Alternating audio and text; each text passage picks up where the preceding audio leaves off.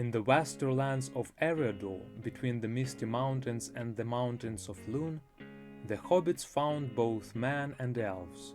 Indeed, a remnant still dwelled there of the Dunedain, the kings of men that came over the sea out of Westernese.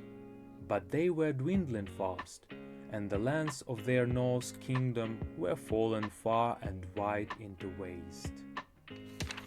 There was room and to spare for incomers, and ere long the hobbits began to settle in ordered communities. Most of their earlier settlements had long disappeared and been forgotten in Bilbo's time, but one of the first to become important still endured, though reduced in size. This was at Bree, and in the Chatwood that lay round about some 40 miles east of the Shire. It was in these early days, doubtless, that the hobbits learned their letters and began to write after the manner of the Dunedain, who had in their turn long before learned the art from the elves.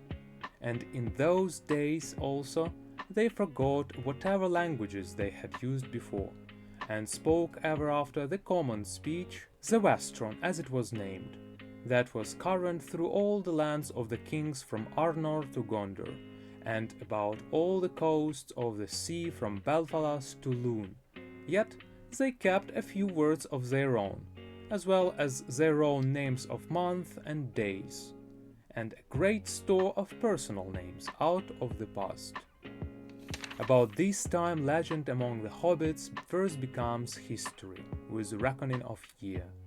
For it was in the 1601st year of the Third Age that the Fellahite brothers, Marcho and Blanco, set out from Bree, and having obtained permission from the High King at Fornost, they crossed the brown river Baradruin with a great following of hobbits. They passed over the bridge of stone bows that had been built in the days of the power of the Norse kingdom, and they took all the land beyond to dwell in, between the river and the far downs. All that was demanded of them was that they should keep the great bridge in repair, and all other bridges and roads, speed the king's messengers, and acknowledge the lordship. Thus began the Shire reckoning, for the year of the crossing of the Brandywine, as the hobbits turned the name, became year 1 of the Shire, and all later dates were reckoned from it. At once the western hobbits fell in love with their new land, and they remained there, and soon passed once more out of the history of man and of elves.